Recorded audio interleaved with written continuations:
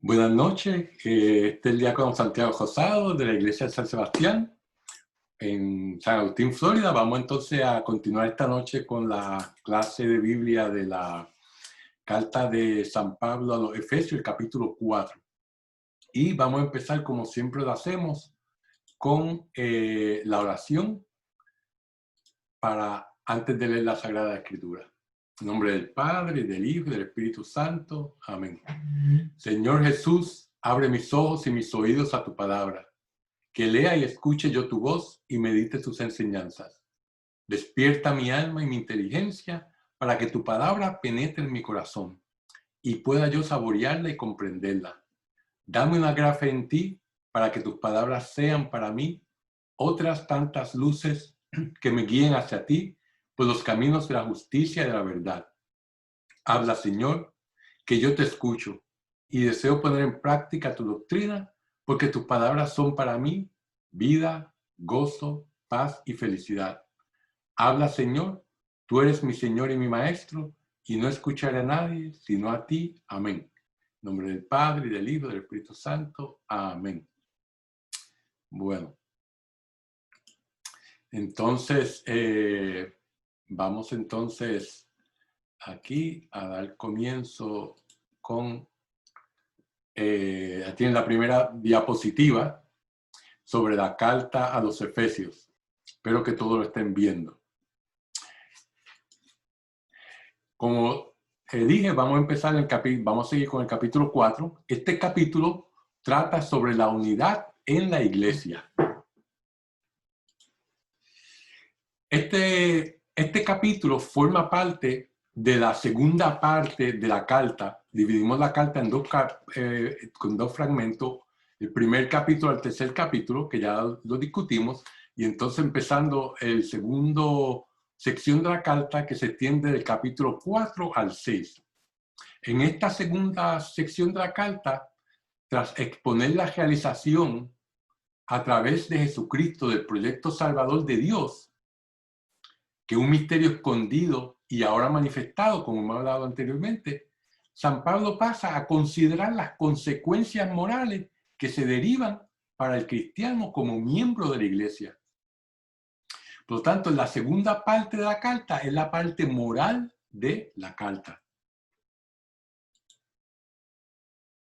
Y el capítulo 4, en este capítulo los cristianos pueden y deben reflejar en su conducta aquello que ya han llegado a ser por gracia, es decir, por la inserción en Cristo y la incorporación a su cuerpo, que es la iglesia.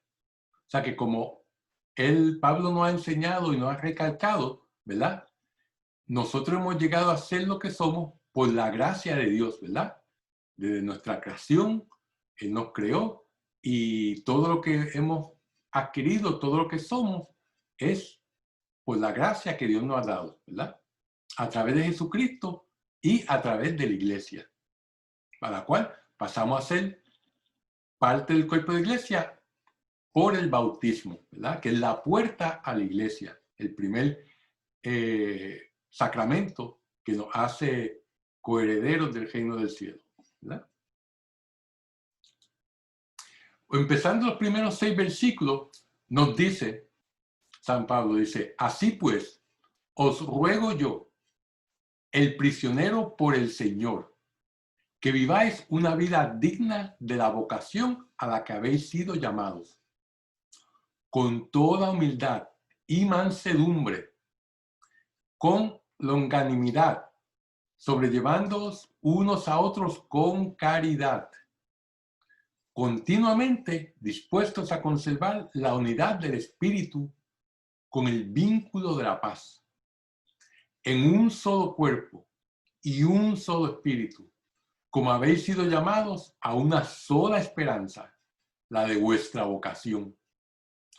Un solo Señor, una sola fe, un solo bautismo, un solo Dios y Padre de todos, el que está sobre todos, por todos y en todos.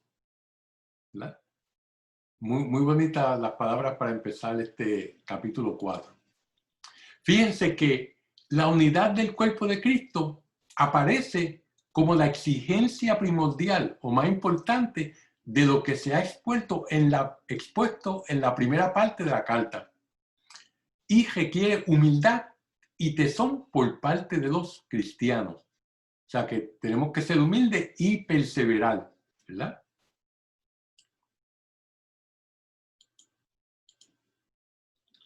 En el versículo 2 que acabamos de leer, tiene una pequeña lista de virtudes, así como la carta a los Colosenses en el capítulo 3 y la carta a los Romanos en el capítulo 12 tienen también. Como vemos, Pablo o sus discípulos, si fue el que describió esto, tiene una continuidad que vemos en las diferentes cartas, ¿verdad? Una continuidad estilística y literaria, ¿verdad? Y en ese caso, esta lista de virtudes aquí en la carta de Efesios es bien parecida a la de estas dos cartas. En el versículo 3, donde nos habla de la unidad del Espíritu, ¿verdad? Ese era el tema que Pablo nos habló en la primera carta a los Corintios, en el capítulo 12, ¿verdad? Con el que nos introducimos en el tema eclesiólogo, eclesiológico. El tema eclesiológico es el tema de la iglesia, ¿verdad? Eclesiología, el estudio de la iglesia. Pues en la carta a los Corintios, él empezó ese tema sobre la iglesia de Cristo. Y aquí lo continúa, ¿verdad? Vamos a ver más adelante que es una de las cartas que más nos habla sobre la iglesia. En este mismo versículo, él también nos habla sobre el vínculo de la paz. Esto es original, o sea, esto en ninguna otra carta él lo había escrito, lo había dicho. Y significa que la paz no es simplemente la ausencia de guerra o de violencia. ¿Por qué? Porque la ausencia de algo no vincula, no nos une, ¿verdad?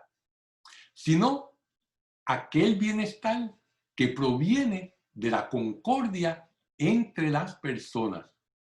Eso es el vínculo de la paz. O sea, que la convivencia entre nosotros como hermanos en la iglesia, en nuestra familia, es lo que nos une, ¿verdad? Esa paz. Y esa paz es la que nos une a nosotros. Y como ya habíamos dicho ya en otras clases, para que haya paz, ¿qué tiene que haber? Justicia. Si no hay justicia, nunca va a haber paz, ¿verdad?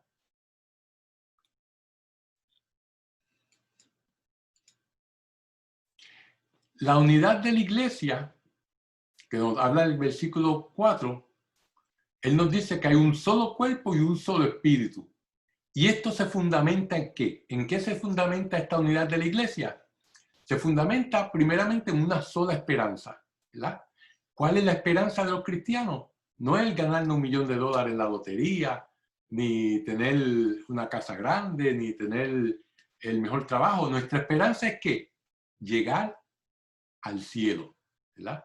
Llegar a la presencia de Dios. Esa es la esperanza que nosotros vivimos, ¿verdad?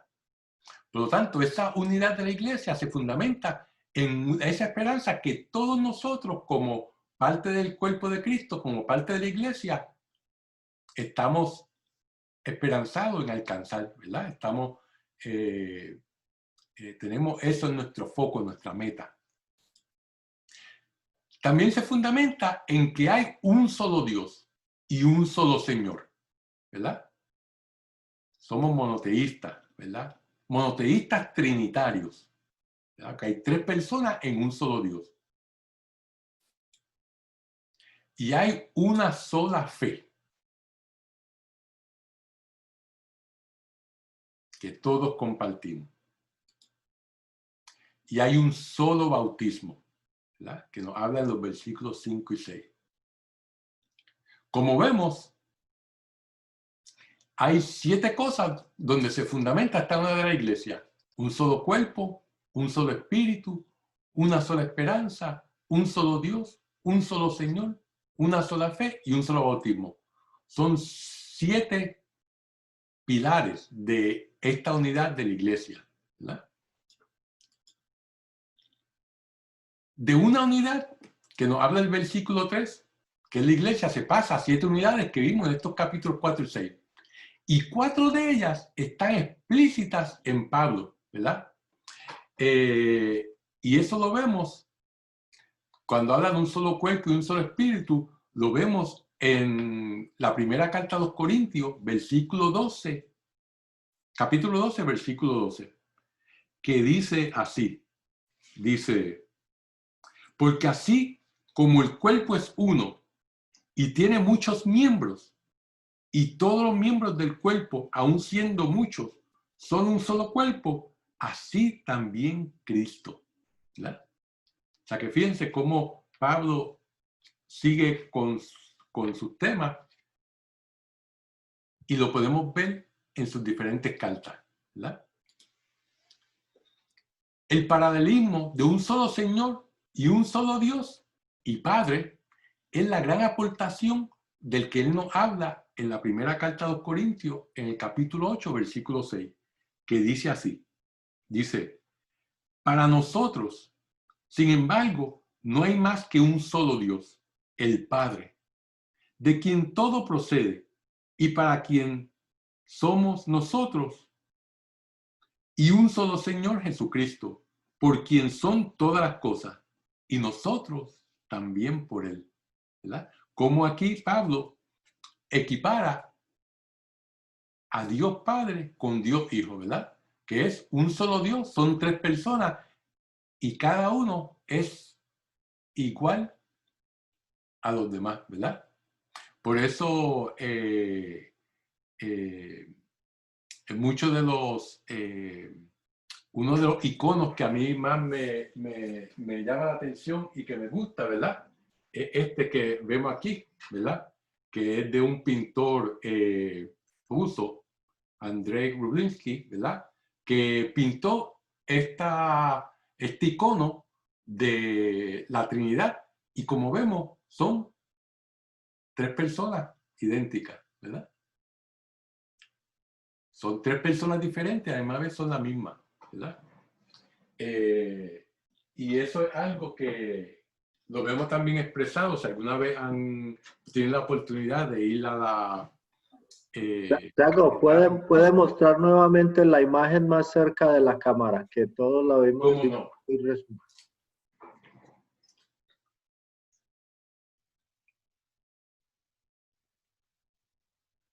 Ahí la pudieron ver, ¿verdad?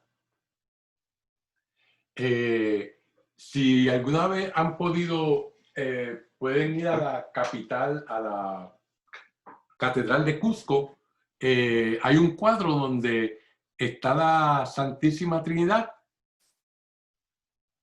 con la misma cara, 3 personas idénticas. Y eso pues los españoles lo utilizaron mucho para evangelizar a los indios, ¿verdad?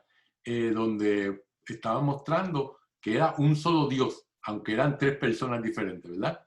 Pues esto pues aquí en este pasaje de la primera carta a los Corintios nos hace San Pablo nos pone bien claro ese paralelismo entre un solo Señor y un solo Dios y Padre. La relación de un solo Señor con una sola fe y un solo bautismo está en el hecho de que la confesión del único Señor es elemento distintivo de la fe del cristiano, como lo vemos en la carta a los Romanos y en la primera carta a los Corintios, que le conduce al bautismo en el nombre del Señor Jesús, ¿verdad? Lo vemos en todas estas otras cartas y en los Hechos de los Apóstoles. O sea que eso todo está relacionado, ¿verdad? Si es un solo Señor, pues entonces pues tenemos solamente una sola fe y esa fe nos conduce a ese bautismo, ¿verdad? Donde entonces entramos a ser parte de la familia de Dios. Fundándose en estas 7 unidades que acabamos de hablar, ¿verdad? La carta afirma el papel de Cristo en la distribución de los distintos dones que se dan en la iglesia, ¿verdad? Como he hablado anteriormente, la iglesia es el conducto a través de la gracia de Dios, nos llega a nosotros, ¿verdad? Nos llega a través de los sacramentos, nos llega nos traen la vida divina a nosotros, ¿verdad? Que somos su rebaño, ¿verdad? Siguiendo entonces en los versículos del 7 al 10, nos dice San Pablo que a cada uno de nosotros, sin embargo, ha sido dada la gracia en la medida en que Cristo quiere otorgar sus dones. Por esto dice, subiendo a lo alto, llevó cautiva la cautividad y concedió dones a los hombres. ¿Qué significa subió? Sino que primero descendió a las regiones inferiores de la tierra. El que bajó es el mismo que subió por encima de todos los cielos para llevarlo todo a la plenitud. Fíjense que la unidad del cuerpo que acabamos de discutir en los versículos 3 al 6 proporciona el marco para la discusión de la diversidad de funciones dentro de la iglesia. Todo bautizado, como dice el versículo 7, recibe gracias o carisma o dones, como lo queramos llamar, para ser utilizado, ¿para qué? Para el bien de la iglesia. O sea que todo aquello que se nos da a nosotros, que Dios nos proporciona, no es para nuestro propio beneficio solamente, sino sobre todo es para el beneficio de nuestros hermanos, ¿verdad? Y mientras más demos de lo que se nos ha dado, más recibiremos. Porque Dios no puede echar gracias y dones en un envase que está completamente lleno. Pero en el envase que está vacío, puede seguir echando. Por lo tanto, esas gracias y carismas que recibimos, si los damos, mientras más demos, más recibimos, ¿verdad? Y eso lo podemos ver en esto, en la primera carta a los Corintios, en la primera carta a Pedro, que también habla sobre este mismo tema. En este contexto, Pablo se enfoca en las gracias dadas a las diferentes responsabilidades eclesiásticas, ¿verdad? Que lo vamos a ver, que lo vamos a ver también en el versículo 11 de este capítulo que estamos discutiendo más adelante, y también en el Catecismo de la Iglesia Católica en el párrafo 913. En el versículo 8, el autor cita el Salmo 68:19, en una forma que no corresponde a ningún manuscrito bíblico hebreo o griego, que leen, recibiste en lugar que diste, como vimos cuando leímos el versículo 8, dice claramente que subiendo a lo alto, llevó cautiva la cautividad y concedió, o sea que dio dones a los hombres. Pues en estos manuscritos bíblicos dicen más recibiste que diste, ¿verdad? Algo interesante, ¿verdad? La tradición rabínica, o sea, la tradición hebrea posterior, interpretaba ese pasaje aplicándoselo a Moisés cuando ascendió al monte Sinaí y Dios le dio la ley a Moisés, ¿verdad? Estamos hablando de este Salmo 68, ¿verdad? Los judíos lo interpretaban como que era Moisés. Ahora, el autor de los Efesios lo interpreta de manera afín como una referencia a la ascensión de Cristo y su subsiguiente concesión de dones a la iglesia. Por eso, el autor no pone como que recibiste, sino como que dio, ¿verdad? Porque es que Cristo es el que está dando los dones a la iglesia, después que ascendió a los cielos, ¿verdad? Por eso Jesucristo le dice al apóstol, es mejor que yo me vaya, ¿verdad? Porque después que yo me vaya, les voy a enviar a quien el Paraclito, ¿verdad? El Espíritu Santo, ¿verdad? Para que entonces lo motive y le dé la fortaleza para llevar el mensaje, ¿verdad?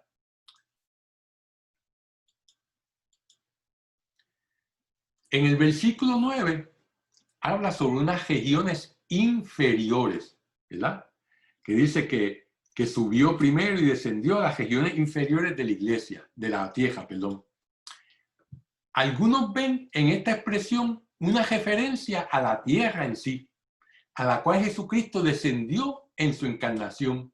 Y eso pues puede ser basado en este pasaje de Juan 3:13, ¿verdad?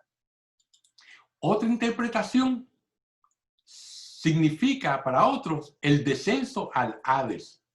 El Hades es la palabra griega para la morada de los muertos, no el infierno, ¿verdad? Esa palabra Hades es traducida de otra palabra hebrea, que es el Sheol, S-H-E-O-L, ¿verdad? El Sheol, que es donde los judíos creían que cuando uno moría iba, ¿verdad?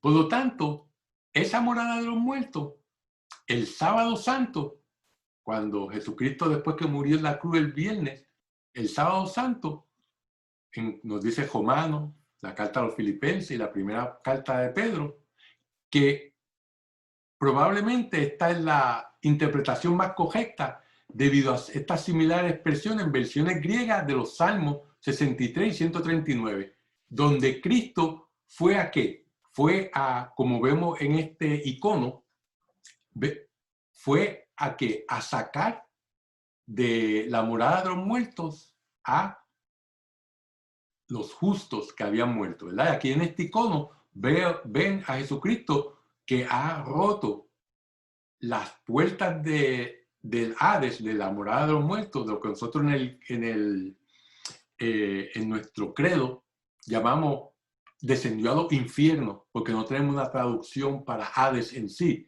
Por lo tanto, este icono nos enseña a Jesucristo rompiendo las puertas del infierno, ¿verdad?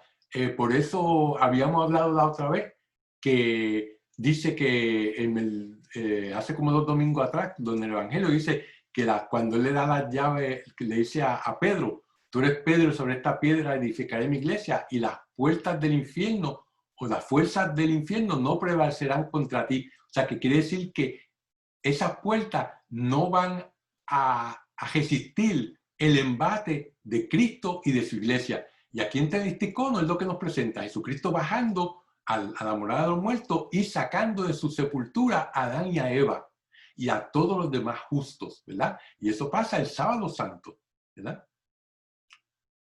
Y así como Jesucristo, como decimos cuando uno se bautiza, que dice, así como morimos con Cristo, somos sepultados con Cristo, así resucitaremos con Cristo, ¿verdad?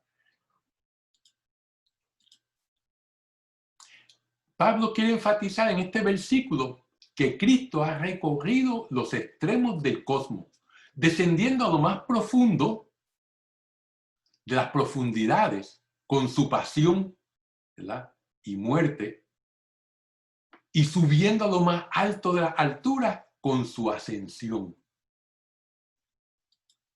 Fíjense que no es simplemente un recorrido en el espacio, ir de abajo a la morada de los muertos a los cielos, sino es una expresión de la suprema humillación y exaltación de Cristo, ¿verdad? Para Él poder liberarnos del pecado, abrir las puertas del paraíso para nosotros, tuvo que sufrir la humillación de morir en la cruz, el dolor y ser enterrado, descender a la morada de los muertos, al Sheol, al Hades, a los infiernos, para entonces ser exaltado y elevado a los cielos. Y no solamente él, sino con todos los justos, con todos aquellos que murieron en la esperanza de Dios y que siguieron sus mandamientos y eran los amigos de Dios. Por eso muchos padres de iglesia relacionan este verso con la liberación de las almas de los justos por Cristo. Y eso lo vemos bien claramente en esta carta de la primera carta de Pedro, del capítulo 3, versículos 18 al 19. Si tienen oportunidad, por favor, léanselo. Y en el Catecismo de la Iglesia Católica lo explica muy bien en los párrafos 632 al 33. Y eso es lo que nosotros en nuestro credo todos los domingos profesamos, ¿verdad? Como que creemos, cuando dice bajó al infierno, es esto que estamos discutiendo, ¿verdad? que es verdaderamente la morada de los muertos, es donde estaban todos esos justos, Abraham, David, el rey David, Noé, su familia, ¿verdad? Todos los profetas que murieron siendo amigos de Dios, murieron siendo justos, pero como las puertas del cielo estaban cerradas, pues no podían entrar a la presencia de Dios, sino que entonces estaban en esta espera, en esta morada, donde no se sufre, pero tampoco se disfruta de la presencia de Dios, ¿verdad? Y ahí Jesucristo entonces fue a rescatarlos, ¿verdad? Siguiendo entonces con los versículos 11 al 14. Nos dice, Él constituyó a algunos como apóstoles, a otros profetas, a otros evangelizadores, a otros pastores y doctores, a fin de que trabajen en perfeccionar a los santos, cumpliendo con su ministerio, para la edificación del cuerpo de Cristo, hasta que lleguemos todos a la unidad de la fe y del conocimiento del Hijo de Dios, al hombre perfecto, a la medida de la plenitud de Cristo, para que ya no seamos niños que van de un lado a otro y están zarandeados por cualquier corriente doctrinal, por el engaño de los hombres, por la astucia que lleva al error. Fíjense, apóstoles, profetas, pastores y doctores son ministerios eclesiásticos asociados ¿con qué? Con la proclamación de la palabra. ¿Y ellos están para qué? Primero, para preservar la pura doctrina. Preservar pura la doctrina, ¿verdad? Segundo, defender contra las falsas enseñanzas y santificar al pueblo con la verdad. O sea, que son cosas que verdaderamente no son fáciles y que si verdaderamente somos verdaderos apóstoles, profetas, ¿verdad? Y llevamos la palabra de Dios, no todo el mundo va a estar contento con nosotros, ¿verdad? Porque vamos a estar defendiendo nuestra fe, nuestra iglesia contra falsas enseñanzas, ¿verdad? En el versículo 15 al 16 nos dice, por el contrario, viviendo la verdad con caridad, con amor, ¿verdad? Crezcamos en todo hacia aquel que es la cabeza, Cristo, de quien todo el cuerpo, compacto y unido, por todas las articulaciones que lo sostienen, según la energía correspondiente a la función de cada miembro, va consiguiendo su crecimiento para su edificación en la caridad. Fíjense que dice viviendo la verdad con amor o con caridad, ¿verdad?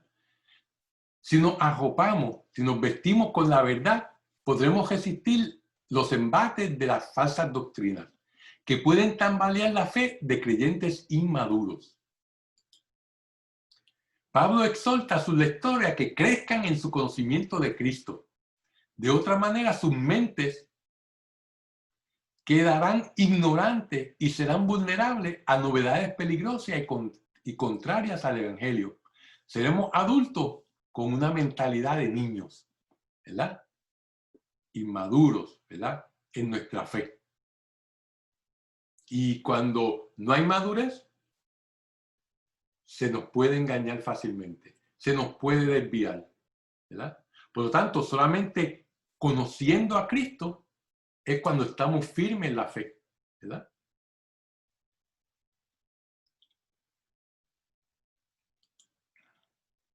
En el versículo 17 al 19 nos dice, por lo tanto, digo y testifico esto en el Señor, que ya no viváis como viven los gentiles en sus vanos pensamientos, con el entendimiento oscurecido, ajenos a la vida de Dios, a causa de la ignorancia en que están por la ceguera de sus corazones, indolentes, se dieron a la perversión para obrar con avidez toda impureza. Palabra fuerte, ¿eh? Fíjense, los creyentes deben repudiar el comportamiento de los paganos. No a los paganos, no a las personas, el comportamiento, ¿verdad? Cuyas mentes, la de los paganos, están ciegas a la verdad del Evangelio y sus voluntades están inclinadas hacia la maldad y no hacia el bien. El mismo predicamento de depravación moral e intelectual que vemos en este versículo 19 es explicado en Romanos capítulo 1, versículo 18 al 32. No les voy a leer todo este segmento porque es largo, ¿verdad? Pero sí vamos a leer algunos versículos.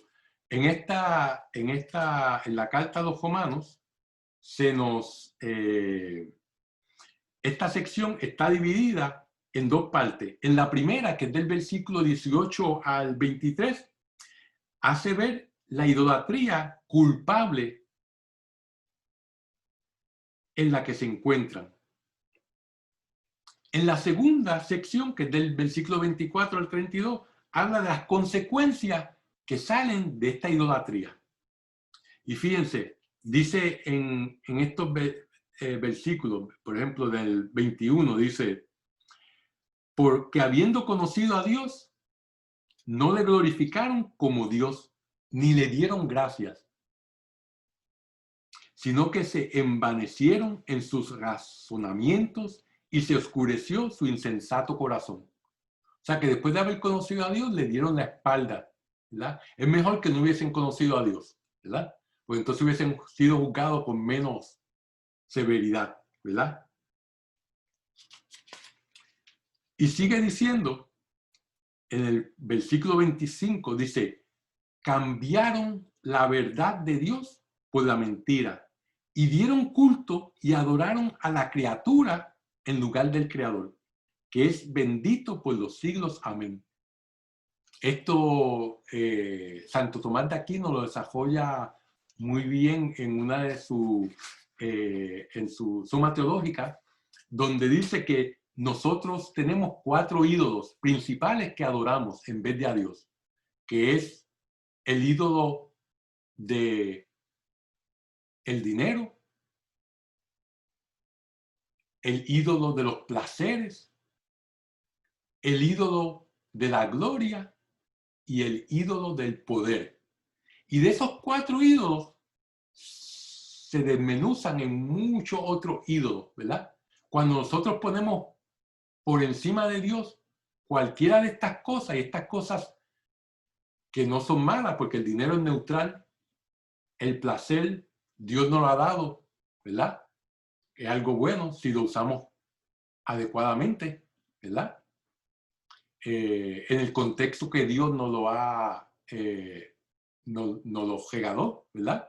Como el sexo, en el contexto del matrimonio, como el tomar alcohol en una fiesta con amigos sin embojacharse, ¿verdad? Todas esas cosas, el comer, uno de los placeres más grandes, ¿verdad? Después que no abusemos, ¿verdad? Pues todo eso son cosas que Dios nos ha dado para nuestro bienestar.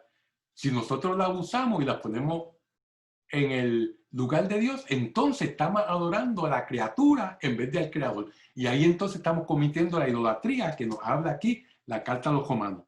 Y cuando hacemos eso, hay consecuencias, ¿verdad? Porque dice en esta sección que entonces dice, por lo tanto Dios los entregó a pasiones deshonrosas. O sea que si quieres hacer mal, pues mira, aquí te doy para que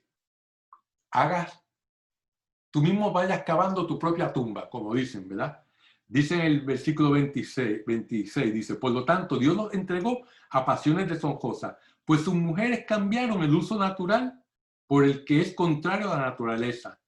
Y del mismo modo, los varones, dejando el uso natural de la mujer, se abrazaron en deseos de unos con otros, cometiendo torpezas, varones con varones, y recibiendo en sí mismos el pago merecido por sus extravíos. Y por ahí sigue la carta. O sea que esto que nos está diciendo aquí en Efesios en este versículo 19 está mucho más explícitamente, más en detalle explicado en este pasaje de Romanos, capítulo 1, versículo 18 al 32, ¿verdad? Donde estamos continuamente llamados de la tentación, el diablito, ¿verdad? Y nuestra parte buena. Y depende de nosotros, ¿vamos a adorar al Dios único y verdadero o vamos a adorar a un ídolo, sea cual sea, pero que no es Dios? Y ahí caemos en el pecado de idolatría. No solamente son los que se arrodillan ante un ídolo, ante un becerro de oro, los que cometieron idolatría, sino nosotros, cuando ponemos cualquiera de estos ídolos en lugar de Dios. Ahora siguiendo con los versículos 20 al 24, dice, ¿no es esto, en cambio, lo que vosotros aprendisteis de Cristo? Si es que en efecto le habéis escuchado y habéis sido enseñados conforme a la verdad de Jesús, para abandonar la antigua conducta del hombre viejo que se corrompe conforme a su concupiscencia seductora. Concupiscencia es nuestra inclinación al mal, que queda aún en nosotros después del bautismo, ¿verdad? Para renovaros en el espíritu de vuestra mente y revestiros del hombre nuevo que ha sido creado conforme a Dios en justicia y santidad verdadera. Fíjense, la vida nueva en Cristo es como la condición que se exige a cada cristiano para contribuir al crecimiento del cuerpo de Cristo, ¿verdad? Aquí en este versículo 24 se hace alusión al bautismo, ¿verdad? Pues dice que nos vestimos con el hombre nuevo, ¿verdad? Es vestirse de blanco. Por eso cuando se bautiza a un niño o a un adulto, usualmente van vestidos de blanco, ¿verdad? Y esta nueva vida requiere despojarse de la vida de vanidad y pecado anterior a la conversión y revestirse de Cristo, que es el hombre nuevo. Es el hombre nuevo con el cual nos revestimos, ¿verdad? Siendo fiel a Él en todo instante. Dejamos el hombre viejo, el hombre de pecado, el hombre que no seguía las virtudes ni seguía la enseñanza de Cristo, y cuando somos bautizados, ya seamos como niños, ¿verdad? Que perdemos el pecado original, o como adultos, donde se nos borra el pecado original y los pecados personales, entonces nos revestimos de Cristo, pasamos a ser parte de Cristo, ¿verdad? Y por eso entonces la vestidura blanca, un símbolo de que nuestra alma en ese momento es resplandeciente como la luz del sol, ¿verdad?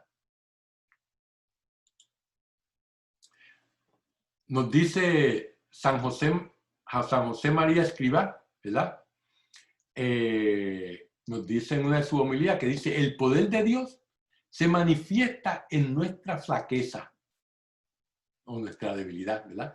Y nos impulsa a luchar, a combatir contra nuestros defectos, aún sabiendo que no tendremos jamás del todo la victoria durante el caminar terreno. O sea que no importa cuán mucho nosotros luchemos, no mucho cuánto nosotros combatamos nuestros defectos, en esta tierra nunca vamos a ser perfectos, ¿verdad? La vida cristiana es un constante comenzar y recomenzar. Es un renovarse cada día. Somos pecadores y siempre vamos a caer.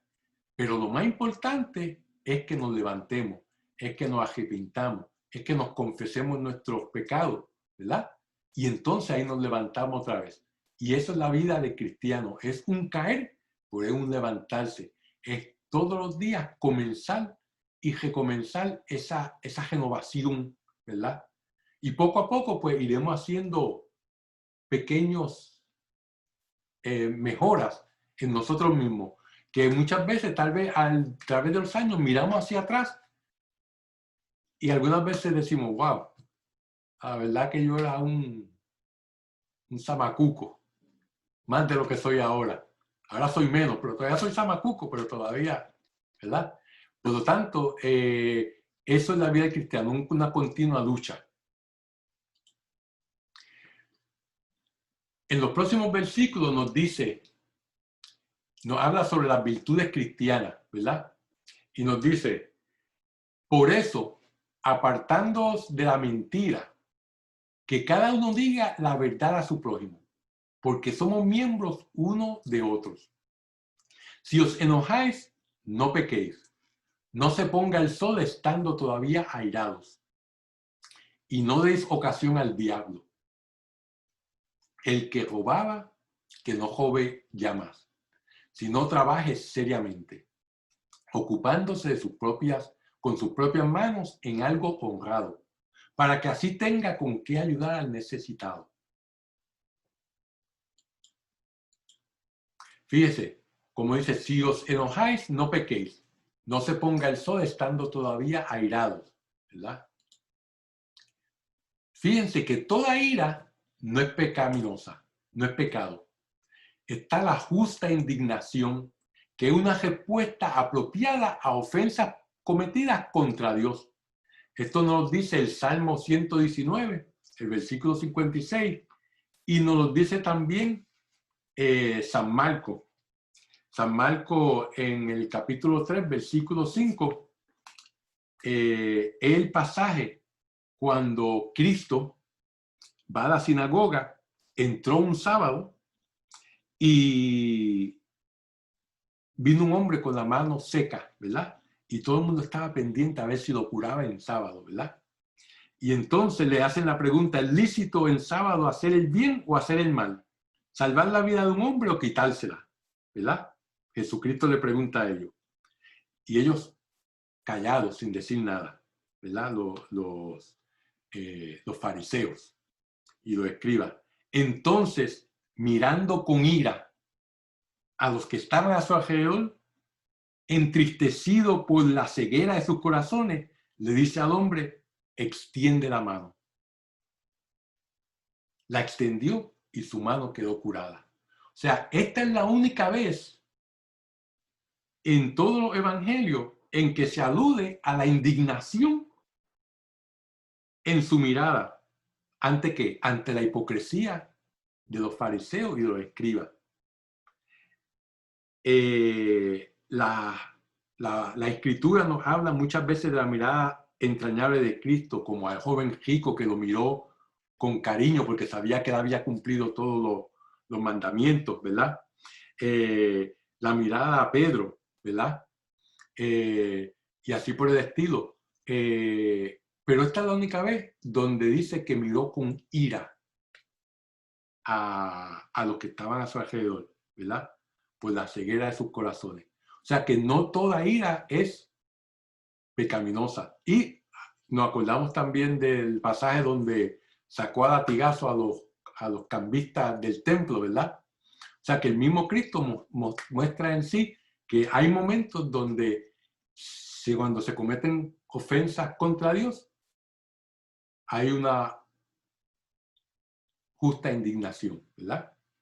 Ahora, esto que está se refiriendo San Pablo, en el caso de insultos personales a nosotros, no a Dios, debemos buscar la reconciliación antes del final del día, ¿verdad? Y eso nos lo dice en el Salmo 4, en el versículo 5, que dice que no nos acostemos sin haber hecho un examen de conciencia. Esto es un pasaje que siempre que se le habla a las parejas que se van a casar o a los que ya están casados, se les recomienda que verdaderamente no se acuesten sin haber resuelto sus problemas, ¿verdad?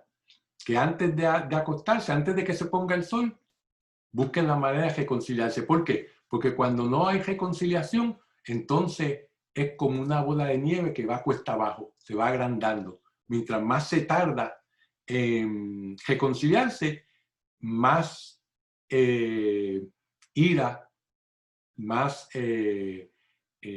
malos pensamientos y deseos las personas tienen, ¿verdad?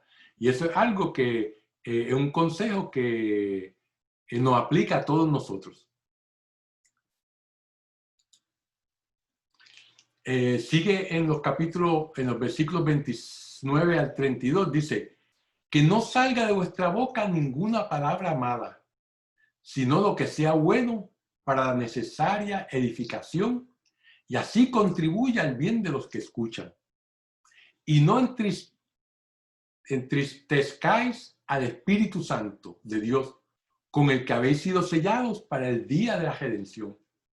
Que desaparezca de vosotros toda amargura, ira, indignación, griterío o blasfemia y cualquier clase de malicia. Sed, por el contrario, benévolos unos con otros, compasivos, perdonándoos mutuamente como Dios os perdonó en Cristo. Fíjense, ¿qué es eso del sello para el día de la redención que nos habla del versículo 30? La redención de Israel, como vemos en el Éxodo, la redención de Israel de la esclavitud egipcia, ¿cómo fue? Dios le dijo a Moisés que pintaran el dintel de las puertas con la sangre del cordero que iban a sacrificar. Por eso cuando el ángel iba a venir por la noche, iba a pasar sobre ellos y no iba a matar a sus primogénitos, ¿verdad? O sea que esta sangre fue como un sello donde se identificaba quiénes eran judíos y quiénes no. Los que eran judíos que tenían la sangre, el ángel de la muerte no entraba. Y a los que no lo tenían, entraba y mataba a todos los primogénitos de la casa, desde los hombres hasta los animales, ¿verdad?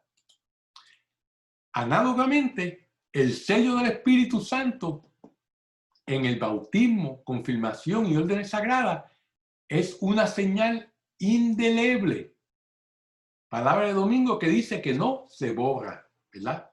Que está grabada en el alma de los llamados a la salvación por la redención realizada por Cristo. O sea que cuando recibimos el bautismo, la confirmación o la orden sagrada, ya sea el obispado, el sacerdocio o el diaconado, tenemos una marca en nuestra alma que nunca va a ser borrada. Si vamos al cielo, si vamos al purgatorio, o Dios no lo permita al infierno, vamos a tener esa marca en nuestras almas, ¿verdad? Es como la marca que se le hace a los animales, ¿verdad? Para marcarlo, para decir esta es propiedad mía. La marca que se hacían los soldados romanos en el brazo, que los tatuaban con las letras del pueblo romano, SPQR, ¿verdad? Que decía que yo era propiedad del pueblo romano, ¿verdad? Pues asimismo, nuestra alma es puesta esta marca indeleble como que pertenecemos a Cristo y estamos llamados a salvarnos, ¿verdad? Por lo que Cristo sufrió por nosotros, ¿verdad? Y eso lo pueden ver, esa explicación más en detalle en el Catecismo, en el párrafo 1121. ¿Verdad? Por eso es que, por ejemplo, un sacerdote, no importa que haya cometido el pecado más grande que se puede imaginar, si lo sacan de sacerdote, siempre sigue siendo sacerdote, ¿verdad? Y en un momento de emergencia puede confesar y dar la absolución a una persona, ¿verdad? Porque siempre, no importa que lo hayan sacado de su posición, siempre va a ser sacerdote.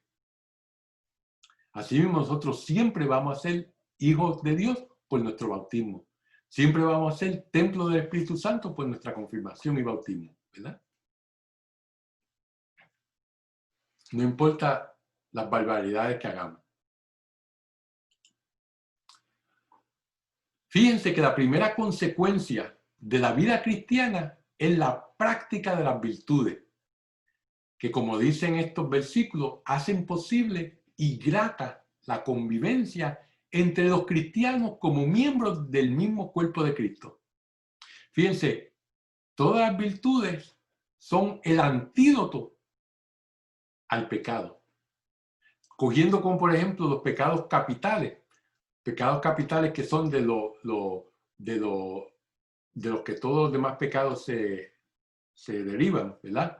Y el pecado mayor el pecado de Adán y Eva, y el pecado del cual todos los demás salen es la soberbia, el orgullo, ¿verdad? Pues el antídoto para la soberbia es la humildad, ¿verdad? Y la humildad no es el yo ser menos que todo el mundo, no es yo dejar que la gente me pisotee. Eso no es humildad. Humildad es saber quién yo soy, con mis defectos y con mis virtudes, ¿verdad? Y saber sobre todo que todo lo que tengo y todo lo que soy viene de Dios. Y cuando realizamos eso, pues entonces nosotros llegamos a ser personas humildes, ¿verdad? Uno de los ejemplos que San Pablo, usted lee sus cartas y decía, oye, este tipo sí que tiene una opinión de él tremenda, ¿verdad? Bueno, no era que tuviera una opinión tremenda de él. Yo soy el esclavo de Cristo, yo soy el apóstol a los gentiles. Ustedes tienen que hacer lo que yo diga porque yo traigo el mensaje de Cristo. No es que él se la echaba, era que eso era la realidad. Y él decía esas cosas que aunque yo estoy seguro que le caían pesadas a muchas personas, pero eran la verdad. Y por lo tanto, era el ejemplo de humildad, ¿verdad? Bueno, la lujuria, el antídoto es la castidad. La gula, que es el comer por el hecho de comer sin tener hambre, es la templanza o moderación, ¿verdad? La avaricia es la sencillez. La envidia es la caridad. El de la ira es la paciencia. Y el de la pereza es la laboriosidad, ¿verdad? Cuando nosotros practicamos estas virtudes, estamos disminuyendo las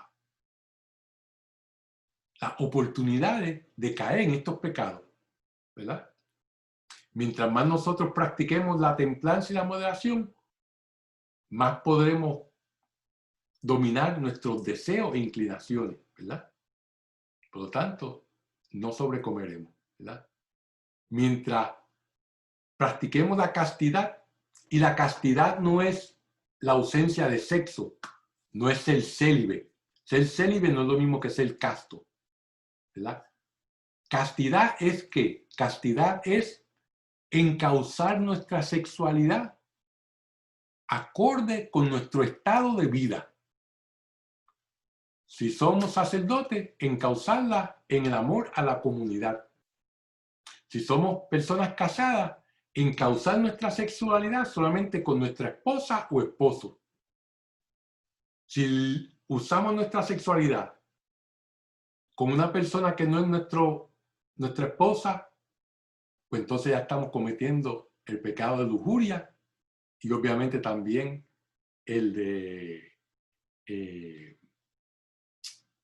de adulterio, ¿verdad? Si somos casados. Si somos solteros, pues entonces, si faltamos a la castidad, entonces estamos cometiendo el pecado de lujuria y el de fornicación, ¿verdad? Toda actividad sexual fuera del matrimonio es fornicación. Si es un hombre con un hombre o un hombre con una mujer, están fornicando si no están casados, ¿verdad? Y así por el estilo, mientras está apegado al dinero, que el dinero sea nuestro ídolo, si vivimos con sencillez, pues entonces ese ídolo lo derribamos de su pedestal. Y así mismo la envidia, ¿verdad? Con la caridad, ¿verdad? La envidia siempre es pecado. Es diferente a, por ejemplo, uno estar celoso de alguien. Estar celoso de alguien es malo, pero puede ser bueno. ¿Por qué puede ser bueno tener celos de alguien?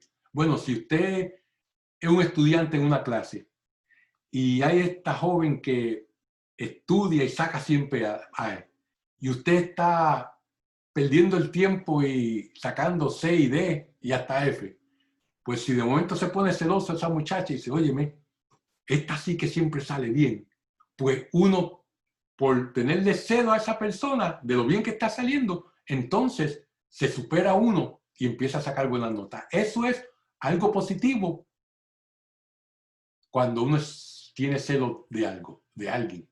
Ahora, la envidia siempre es pecaminosa, siempre es un pecado. ¿Por qué? Porque la envidia se define como el pecado en el cual nosotros queremos tener algo que esa persona tiene. Y si no lo podemos tener, se lo dañamos a la persona. Esa es la persona envidiosa. Si yo no lo tengo, tú tampoco lo vas a tener. Y eso siempre es pecado. Ahora, yo quiero tener esas buenas notas que tú tienes. Pues no voy a hacer nada para que tú no saques buenas notas, pero sí me voy a mejorar a mí mismo para sacar buenas notas, pues entonces algo positivo. Pero si ese celo se va hacia el cajil de la envidia, entonces pecado. ¿Verdad? Y asimismo la ira, como vimos, hay ira justa y hay ira que es pecado. Y eso con la paciencia, pues la dominamos. Y el vago, pues la mejor medicina para el vago es el trabajo. Mientras más se trabaja, menos vago se es, ¿verdad? Así que eso es algo que, claro, ¿verdad? Y esas son, por eso que nos dice aquí Pablo, que las prácticas de las virtudes hacen posible la convivencia grata entre los cristianos, porque si somos humildes, castos, moderados, sencillos, somos caritativos, somos pacientes, somos trabajadores, mira, la gente se va a llevar bien con nosotros, por lo regular, a menos que sean unos envidiosos, ¿verdad? A menos que sean unos soberbios, ya eso es problema de ellos, pero uno, si practica esas virtudes, hace grata la convivencia entre las personas que están alrededor de nosotros. Y los cristianos no tenemos que huir del mundo para vivir conforme al Evangelio, no tenemos que ir a encejarnos, ¿verdad? En un monasterio. Sí, hay personas que ese es su llamado y está muy bien, pero nosotros los laicos pueden vivir en el mundo y vivir el Evangelio. Y debemos esforzarnos por encontrar a Dios en el lugar en que nos encontramos y transformarlo mediante el ejercicio de las virtudes cristianas que acabamos de discutir, ¿verdad? Encarnando en nuestra vida la vida de Cristo, o sea, imitando a Cristo. Cuando nosotros hacemos nuestra vida una imitación a Cristo, pues entonces transformamos nuestro ambiente, ¿verdad? Y encontramos a Dios. Y esta manifestación de ser como Cristo la vemos especialmente en ¿qué? En el perdón mutuo, porque es lo más difícil de hacer, es perdonar a aquella persona que nos ha hecho daño.